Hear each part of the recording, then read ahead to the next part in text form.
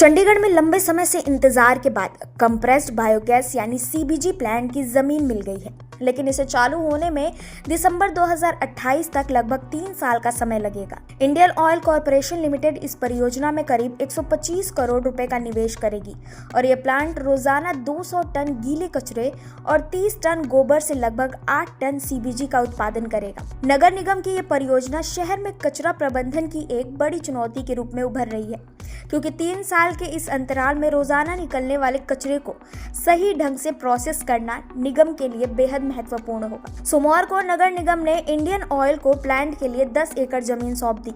इसके अलावा 5 एकड़ अतिरिक्त जमीन भी चिन्हित कर रखी गई है, जिसे जरूरत पड़ने पर उपलब्ध कराया जाएगा।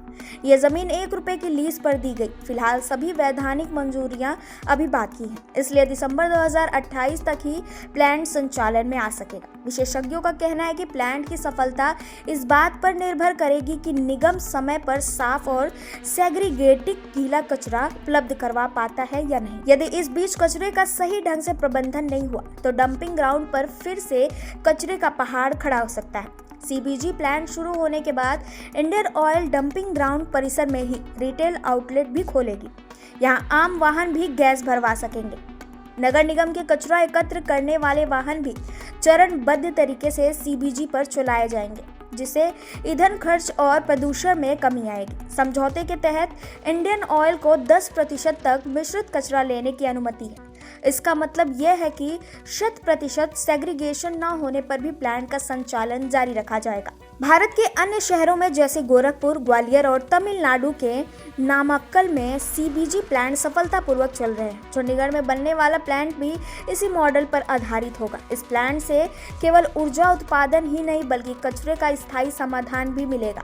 सीबीजी की कीमत बाजार में उपलब्ध सीएनजी के बराबर होगी और बीएस इंजन वाले वाहनों में इसका माइलेज भी लगभग समान रहने की संभावना है। कुल मिलाकर चंडीगढ़ का यह सीबीजी प्लांट शहर के लिए दीर्घकालीन समाधान साबित हो सकता है। हालांकि दिसंबर 2028 तक का इंतजार और इस दौरान कचरे का प्रबंधन नगर निगम के लिए बड़ी चुनौती रहेगा। अगर इस समय अवधि में निगम कचरे के सही प्रबंधन में विफल होता है तो भविष्य में समस्या और बढ़ सकती है।